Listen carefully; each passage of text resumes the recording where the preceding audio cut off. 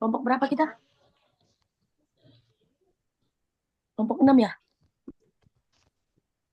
Oke, Assalamualaikum warahmatullahi wabarakatuh. Waalaikumsalam warahmatullahi Waalaikumsalam wabarakatuh. warahmatullahi Oke, halo wabarakatuh. semua teman-teman. Jadi, sekarang kami kelompok 6 akan memaparkan presentasi kami. Pasti teman-teman semua lagi menunggu ya materi apa yang akan kita bahas kali ini. Oke, materi yang akan kita bahas kali ini adalah penggunaan recommendation sistem dalam manajemen pendidikan.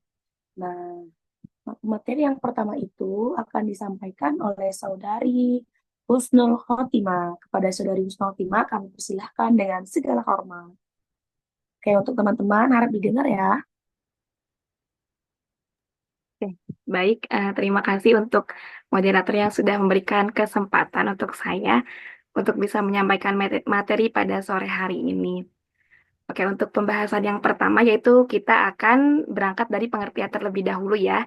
Tapi sebelum lebih jauh ke pengertian recommendation sistemnya itu, kita harus mengerti terlebih dahulu apa yang dimaksud dengan rekomendasi. Rekomendasi dalam Kamus Besar Bahasa Indonesia atau KBBI diartikan sebagai saran yang bersifat menganjurkan. Di era informasi ini, sistem rekomendasi merupakan salah satu hal yang dianggap dapat menemukan informasi yang relevan gitu. Kemudian yang dimaksud dengan recommendation system sendiri yaitu adalah sebuah sistem yang tujuannya itu untuk memprediksi beberapa item atau data yang ada gitu. Seperti itu. Jadi nanti akan difilter gitu berdasarkan pada beberapa kesamaan-kesamaan atau didasarkan pada beberapa kriteria tertentu gitu. Udah. Dilanjutkan. Oke, terima kasih kepada Saudari Husnul. Selanjutnya kita masuk ke materi selanjutnya yang akan disampaikan oleh Saudara Husnul Khotimah lagi, teman-teman. Oke, kami persilakan kepada Saudari Husnul. Oke, kemudian tadi setelah memahami pengertiannya, kita akan masuk pada ranah pendekatan yang digunakan dalam recommendation system untuk manajemen pendidikan ini. Jadi dalam manajemen pendidikan, pendekatan yang digunakan dalam menggunakan recommendation system ini yaitu menggunakan pendekatan kolaboratif filtering, yaitu pendekatan yang jadi mengelompokkan didasarkan kepada beberapa kriteria gitu. Kemudian pendekatan ini nantinya akan dibagi ke dalam 3 metode, yaitu yang pertama ada penyaringan berbasis konten atau content based filtering. Jadi eh, biasanya itu kan tiap konten itu akan ada beberapa kesamaan atau hal-hal yang menjadi ciri khasnya gitu.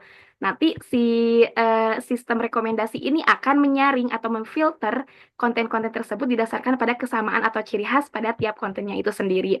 Kemudian yang kedua ada sistem rekomendasi dari penggunanya atau by usernya gitu, user based rekomendasi gitu. Jadi untuk ini nanti rekomendasinya itu akan difilter atau akan disaring berdasarkan selera dari masing-masing penggunanya sendiri gitu. Misalkan saya sukanya menonton video-video yang berbau masak-masak gitu, atau misalkan tentang bagaimana cara berkebun gitu. Nanti akan dengan otomatis si sistem rekomendasinya akan menyarankan atau akan memberikan preferensi tentang hal-hal yang saya sukai itu yang menjadi selera saya, misalkan tentang berkebun ataupun tentang bagaimana cara memasak gitu. Kemudian yang terakhir yaitu sistem rekomendasi hybrid atau hybrid approach, yaitu jadi sistem rekomendasi hybrid ini menggabungkan antara penyaringan konten dan penyaringan dari pengguna gitu. Jadi nanti akan adanya rekomendasi yang lebih komprehensif atau menyeluruh. Ada yang nanti ada by konten, ada juga yang by user gitu. Seperti itu. Terima kasih. Oke, tepuk tangan dulu teman-teman kepada Saudari Husnul. Oke, selanjutnya adalah fungsi dan peran. Nah, fungsi dan peran ini materinya yang kita undang dari jauh yaitu Eli Musrifah Hasibuan. Oke, Assalamualaikum warahmatullahi wabarakatuh. Di sini saya akan menyampaikan fungsi dan peran. Nah, manajemen pendidikan memiliki beberapa fungsi dalam pendidikan. Itu menurut Amon Elping T. Parnomo 2021. Nah, di sini dia menjelaskan bahwa Fungsi dan tugas yaitu perencanaan, perekrutan, penempatan kerja, kompensasi, pembinaan dan pengembangan dan mengevaluasi. Oke, yang pertama itu ada kita perencanaan manajemen tenaga pendidikan. Nah, pengelolaan pendidikan dan tenaga pendidikan merupakan pengembangan strategi dan persiapan SDM, pendidik dan tenaga kependidikan secara menyeluruh untuk memenuhi kebutuhan organisasi di masa depan. Jadi yang saya tangkap nih dari perencanaan manajemen pendidikan itu, ini tuh kayak masuk ke kayak persiapan gitu loh, kayak persiapan kita untuk membuat tenaga kependidikan ini. Nah, yang kedua itu adalah rekrutmen pendidik dan tenaga kependidikan. Rekrutmen dapat dilakukan untuk mengisi kesenjangan dan diketahui dalam proses perencanaan. Rekrutmen pendidikan berhasil dan menghasilkan tenaga pendidik dan tenaga pendidik yang berkualitas. Jadi rekrutmen inilah kita merekrut gitu ya, teman-teman pasti tidak asing yang namanya dengan rekrutmen. Merekrut atau mencari tenaga pendidik. Nah, mencari ini kita itu harus kayak mencari yang berkualitas gitu ya, teman-teman, mencari tenaga pendidik yang berkualitas. Nah, melalui apa sih mencari tenaga pendidik ini? Yang pertama, pastinya surat lamaran ya teman-teman. Kemanapun kita ingin mencari pekerjaan harus ada surat lamaran. Yang kedua itu administrasi ujian. Yang ketiga, seleksi wawancara, latar belakang pelamar dan pengurangan surat referensi, penilaian kesehatan, laporan langsung, pengakuan pekerjaan, dan keputusan aplikasi. Jadi, eh, surat lamaran atau untuk merekrut itu kita harus melamar dengan 7 8 cara tadi teman-teman. Oke, selanjutnya yaitu penempatan kerja pendidik dan tenaga kependidikan. Nah, yang dimaksud dengan penempatan kerja pendidik dan tenaga kependidikan ini, setelah melakukan rekrutmen, kita akan menempatkan pendidik itu sesuai dengan skill mereka masing-masing. Profesi pengajaran kejuju adalah bidang pekerjaan khusus dipraktikkan dengan pelatihan sebelumnya yang sesuai dengan prinsip dan tanggung jawab kualifikasi ilmiah. Nah, berarti mereka harus ditempatkan penempatan kerjanya sesuai dengan skill atau bidang mereka. Nah, selanjutnya adalah kompensasi pendidik dan tenaga kependidikan. Nah, Rini Purbatsibi dan Handimun Uta 2020, kompensasi ini penting bagi manajemen pendidikan dan tenaga kependidikan dalam hal kesejahteraan dan kepuasan kerja. Nah, remunerasi untuk pekerjaan juga dikenal sebagai untuk remunerasi. Ya, selanjutnya itu adalah pembinaan dan pengembangan pendidik dan tenaga kependidikan. Itu maksudnya itu kayak pembinaan, kayak workshop-workshop gitu ya teman-teman yang aku tangkep gitu. Nah, menurut Ismail itu pengembangan dan kompetensi baik pedagogik maupun profesional yang umumnya berlangsung selama ini adalah guru aktif, kelompok kerja, guru atau KKG untuk lebih mengembangkan kompetensi. Pimpinan sekolah memiliki kelompok kerja besar KKS untuk mengikuti pelatihan seperti program pengembangan profesional. Nah, selanjutnya itu adalah evaluasi dan tenaga kependidikan. Menurut Kartini, DKK, standar dan tugas kepala sekolah untuk kompetensi tersebut adalah merencanakan program supervisi akademik dalam rangka meningkatkan profesional guru. Yang kedua itu melakukan melakukan melakukan supervisi akademik fakultas dengan pendekatan dan teknik supervisi yang tepat.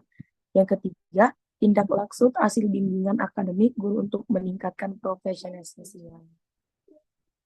Itulah yang dimaksud dengan uh, fungsi dan peran manajemen pendidik dan tenaga kependidikan teman-teman. Mungkin sekian yang dapat saya sampaikan, kurang lebihnya saya mohon maaf ya teman-teman. Selanjutnya kita masuk ke tantangan. Nah, tantangan ini akan disampaikan oleh saudari siapa? Pemateri Husnu? Tentunya saudara Ilham Fadil Naufal. Kami persilahkan dengan segala hormat. Oke, terima kasih kepada moderator. Yang selanjutnya yaitu ada tantangan dalam penggunaan rekomendasi sistem dalam manajemen pendidikan. Nah, tentunya dengan penggunaan rekomendasi sistem dalam manajemen pendidikan tidak selamanya dapat berjalan dengan lancar. Pastinya ada tantangan atau hambatan dalam penggunaannya. Nah, yang pertama tantangannya yaitu tentang kualitas data, di mana data yang tidak lengkap atau tidak akurat tentu dapat mengurangi efektivitas rekomendasi sistem ini. Ketidakpastian dalam data siswa seperti catatan akademik yang hilang atau tidak konsisten tentunya dapat mempengaruhi hasil dari rekomendasi sistem. Kemudian yang kedua ada privasi dan keamanan, di mana penggunaan data siswa memunculkan kekhawatiran tentang privasi. Nah, tentunya di sini sebagai institusi pendidikan harus dapat memastikan bahwa data dapat dilindungi dan digunakan secara etis serta mematuhi regulasi perlindungan data. Kemudian yang ketiga ada adopsi teknologi, di mana tidak semua pengguna tersebut bisa termasuk guru, siswa, ataupun peran orang tua dapat terbuka terhadap penggunaan teknologi yang dianggap baru. Kemudian kurangnya pemahaman dan keterampilan dapat menghambat penerimaan rekomendasi sistem. Dan yang keempat ada algoritma dan personalisasi. Banyak sistem rekomendasi menggunakan algoritma yang mungkin tidak sepenuhnya memahami konteks pendidikan atau kebutuhan unik bagi siswa. Rekomendasi yang tidak tepat dapat menurunkan kepercayaan bagi penggunanya. Dan yang terakhir tantangannya ada interoperabilitas, di mana itu merupakan integrasi rekomendasi sistem dalam platform pendidikan yang ada bisa menjadi sulit. Berbagai sistem dan format data yang digunakan dapat menyulitkan penggabungan informasi yang diperlukan. Nah, jadi untuk menghadapi tantangan rekomendasi sistem dalam manajemen pendidikan ini, kita harus bekerja sama antara berbagai pemangku kepentingan, termasuk pendidik, pengembang teknologi, dan yang lainnya.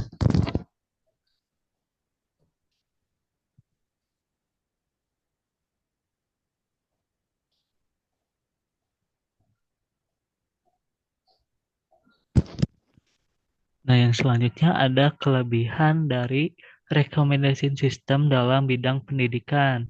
Yang pertama ada personalisasi pembelajaran, di mana rekomendasi sistem dapat memberikan pengalaman belajar yang lebih personal dengan menyesuaikan materi atau sumber daya yang sesuai dengan kebutuhan dan minat siswa. Kemudian yang kedua ada peningkatan keterlibatan siswa.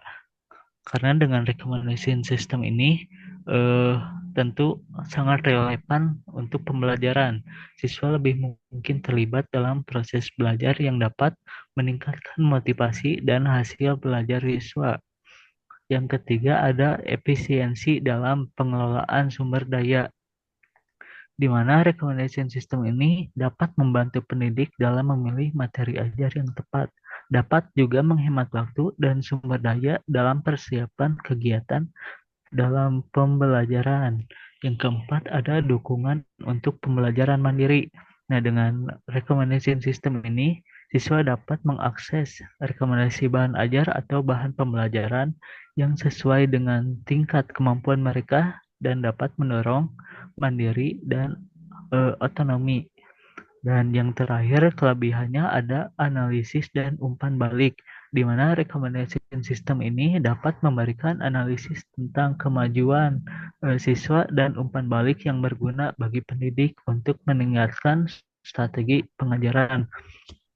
Jadi itu merupakan kelebihan dari rekomendasi sistem dalam bidang pendidikan.